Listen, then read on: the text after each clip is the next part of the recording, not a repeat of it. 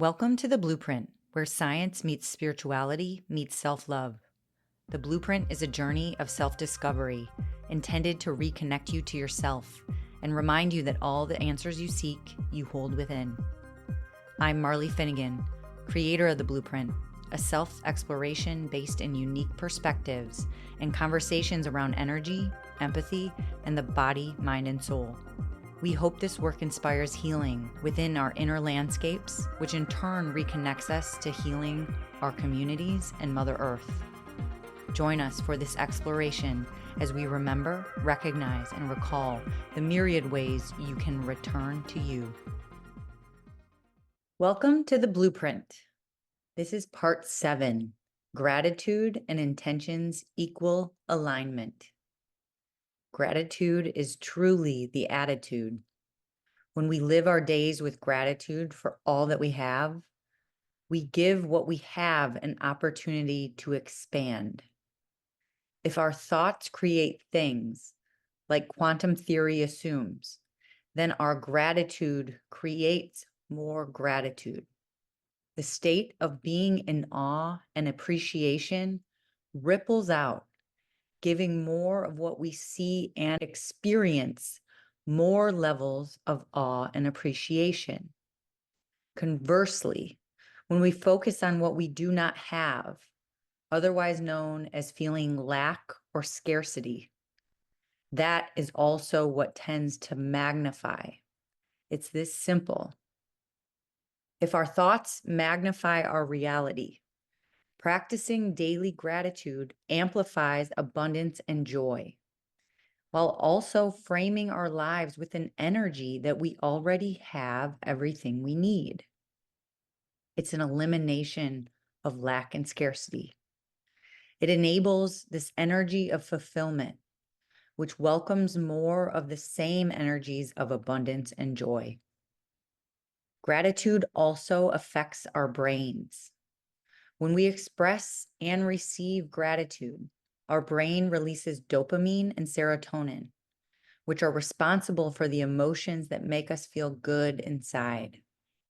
By consciously practicing gratitude daily, we help strengthen these neural pathways and ultimately create a lasting, positive, peaceful nature within ourselves. Getting in integrity with ourselves is essential.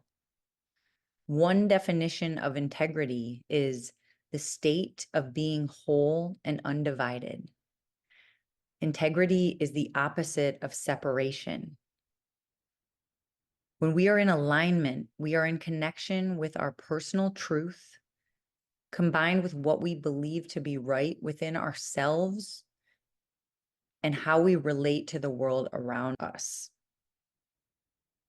Alignment to me is about being in integrity with your soul self, with Mother Earth, with your heart, with your mind, and essentially almost like an actual line that runs from Earth through our bodies, through all of our chakras, through our crown chakra, and into the cosmos. It's like being online with your soul self. Integrity is alignment with your intentions, words, and actions. It means being honest and having strong principles, consistency in behavior, and a commitment to doing what is right, even when no one is watching. It's truly being in alignment with your soul. The energy of truth, which resides within, powering our bodies, is that life force energy, and it's in collaboration with our hearts. What does integrity mean to you? Here are some juxtapositions to explore where you might want to focus more energy relative to your own soul's integrity. How do you show up for others? And how do you show up for yourself? What words do you use against others? And what words do you use against yourself? What behaviors are in service to you and what behaviors are not in service to you? Which relationships are in service to you and which relationships are not in service to you and your growth? What boundaries do you have which protect your peace? And what actions disrupt your peace? Who are the people which fill you up? And who are the people which drain your cup? How do you like that rhyme? What feelings are you feeling and practicing feeling and comfortable with feeling? And what feelings are you avoiding, or how are you numbing your feelings? Our intentions, when in integrity, are powerful. I believe that intentions are the triangle of creatorship. When we're in integrity with our souls and we can peel back the layers of energy that exist via negative or discordant energy that we use against ourselves with our words, thoughts, and emotions, when we can peel that back, we get to this kind of triangle, if you can visualize this. It is thought, or the mind on top, combined with the heart to the right, or the body, combined with energy on the left, or spirit. Our intentions, when in integrity, are powerful. Intention is part of the triangle of creatorship. I see it as thought or mind combined with heart or body, combined with energy or spirit, when all in alignment, is how we create things. It's how we are able to essentially create that quantum theory manifestation. Our thoughts create things. Daily intentions and visualization of what we desire can come into reality when we consciously see, feel, and speak them into existence. We have to have already done the work of evaluating the energies blocking us from these three things being in alignment by way of our subconscious patterns, stories, and things that are not in service to us. So being in alignment is essential. Creation can work with whatever energy we provide it, meaning that if we visualize, feel, and speak negatively about ourselves or others, that too can take on creation. So how do we talk about ourselves? How do we feel about ourselves? How do we speak about ourselves and others? How do we visualize the world around us? How do we feel about the world around us? And how do we speak about the world? Do we think that other people are bad? Do we think the world is a terrible place? I don't even like to speak those words, but these are the types of patterns within our vocabulary that even when saying things in jest, our words are energy.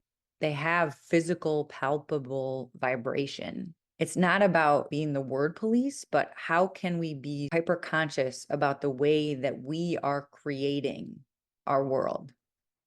This is not to be feared, and it's not to be weaponized against ourselves if we have a slip up or we say something that we don't believe is aligned with our truth. It's a constant process, and it's a process of empathy, and witnessing ourselves with an empathetic neutrality is the way to help us circumvent these self-critical patterns and these other criticisms of the world. We mention this a lot throughout the blueprint, and it's important to restate. Our intentions are everything, and it's cheesy. It's like a cheesy 1990s poster that says what we believe we can achieve, but that concept has and holds a lot of weight. The act of us setting our daily intentions are what we intend to see in the world, what we intend to feel, and what we intend to bring into creation. It's a way to consciously focus on the progress that we wish to make every single day. It's a gentle but effective reminder that the things that you do and say daily do matter. Intentions that are aligned in integrity with your soul, tied to your greatest desires, are a key tool in helping you align to your highest blueprint. Said simply, when we get in alignment with our souls, and we are in integrity, and we create intentions and the things that we wish to see in the world, when we're creating from a place of the highest good of all, we all of a sudden find our truth. We are able to connect deeper to our soul. We are able to connect deeper to our purpose. Setting daily intentions can help erase our subconscious notions of limitation or lack. So if we don't think we have enough, we don't think we are enough. If we consistently affirm that we are and that we do, that can start to erase and get rid of those subconscious beliefs that we don't. In recent times, we humans have had a tendency to not believe in ourselves. We've created often a self-made false narrative that we must settle for less than what we think we deserve, that we're forced into some sort of acceptance of less than what we know that we are worthy of. None of this has to be true. And our daily intentions can allow us to verbalize, visualize, and focus on our abilities rather than on doubt. Ideally, the blueprint intends that you spend time daily to write, verbalize, and visualize your highest intentions, both for yourself and for the collective and for Mother Earth. Here are some questions to get you thinking about intentions, gratitude, and energetic alignment. What things are you most grateful for in this life? How do you practice gratitude currently? Do you have daily practices or rituals? And if not, what calls to you? How does your heart feel or speak when you are deeply moved with gratitude? What does your heart have to say? What are your top 3 intentions today? Practice active visualization. Practice seeing your most optimal future, your dreams. Practice feeling the emotions, seeing the experiences, speaking it into existence. Start talking about it, talking to yourself, talking to trusted friends, family, anyone that you feel comfortable with. What does this optimal future look like, smell like, and feel like? Every day is an opportunity for gratitude. And of course, we're grateful for those that we love, for our homes, for our lives. But the key when things are tough and it feels as if gratitude isn't so simple, it's always there for us. It is always found in our ability to observe. It's found in the details. Every time that I go for a walk, and I live in a very urban area, I see beautiful flowers. It's springtime. I see the leaves. I take pictures of leaves on trees. Literally, if you look close enough at a blade of grass, you can see the veins of the grass, the little ribs. I wrote a poem in 2020 and it said, "Every day the sky is beautiful. Do you know how many days you didn't stop to take a look?" In everything and anything, there is beauty. I oftentimes have felt awe about the beauty that I see in what other people might see as ugly or broken down. I love the verdigris of a building when copper rusts and it gets that beautiful turquoise color, or when a flower is peeking through the cracks of cement or through a barbed wire fence. There's so many opportunities to see things with beauty and awe in our everyday life. Even just simply walking outside and looking at the sky, you can find it. It doesn't always have to be in visuals either. It can be in a beautiful conversation or your morning coffee or tea. It can be found anywhere. It's really about our opening our hearts and our perspectives to allow it in. Intentions don't have to be too specific or too big. They can be anything that you feel called to. So don't feel pressure. Don't feel like you have to have some alignment with a grand purpose. Go with what flows to you. And these intentions will shift and change over time on your journey as you get more aligned and closer to your truth and who you are. My daily intentions over the past year have included the following. Every day, I intend to raise consciousness in my interactions and my presence. Every day, I intend to live in a high vibrational state with integrity with my soul. Every day, I intend to love and be deeply loved and supported in return. And I intend to be the best mother that I can be. Some example intentions that are not as intense as mine, which mine are really intense, and I hope they don't sound arrogant. I do feel really called to consciousness and sharing the mystical world that we live in a way that feels accessible. I hope it does, but also because the mystical and the unseen is some of the most exciting, beautiful, awe-inspiring, and truly inexplicable wonderment that there is, at least in my opinion. So some example intentions are, I intend to take care and listen to my body. I intend to flow with what comes to me, to give myself grace. I intend to work to live without judgment of myself and others. I intend to live with gratitude, and I intend to love myself. Here's a little reminder about the infinite love that we have available within. The love inside of us is unlimited in scale. And oftentimes our human minds can create limitation around our own ability to receive love. Society often propels a perspective that love must come from outside of us. We must seek this external validation. But did you ever consider that the love you felt from another didn't actually come from them? It wasn't given to you, but it was sparked within you. Another person or experience sparked that infinite love that exists, the remembrance of what is always and eternally yours, your own inner infinite pool of love. When someone breaks your heart, they don't take their love with them. All that love was within you all along, and they were simply acting as a mirror to it, a reminder. I heard recently that we learn the most when we're in love and when we are in heartbreak. I personally have had a deep relationship with heartbreak, and honestly, I've loved those moments of my life because they have been so raw and true and real.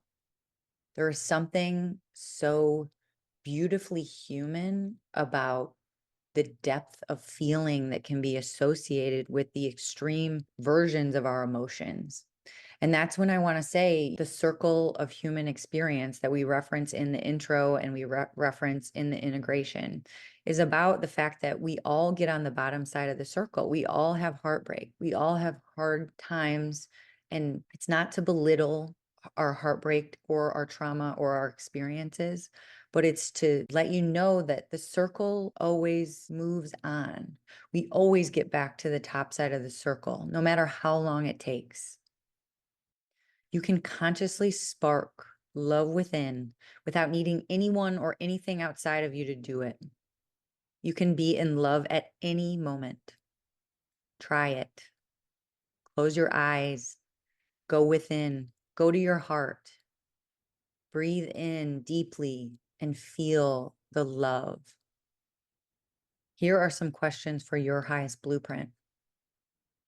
Think about ways in which you are living in integrity with yourself. Are there any ways in which you are not living in integrity with yourself? How can you create a daily practice of gratitude? What does alignment with your soul mean? What are your current intentions, and how can you integrate these consciously into your daily life?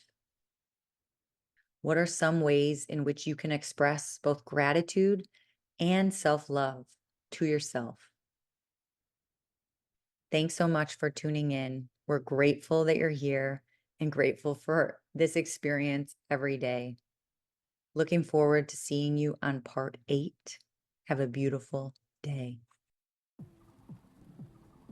Thank you for choosing yourself. The work to return to yourself is some of the hardest work you can do. We believe everyone is intuitive, creative, and always connected to their own divine highest power. When we invest in ourselves and our consciousness, we are raising the frequency of humanity.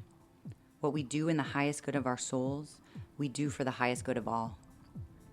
We've designed experiences for you to continue in your exploration of these topics, which are on a pay-what-you-can basis. Find customized meditations, journal prompts, rituals, and abundant resources at the link in our bio or theblueprintwithin.com.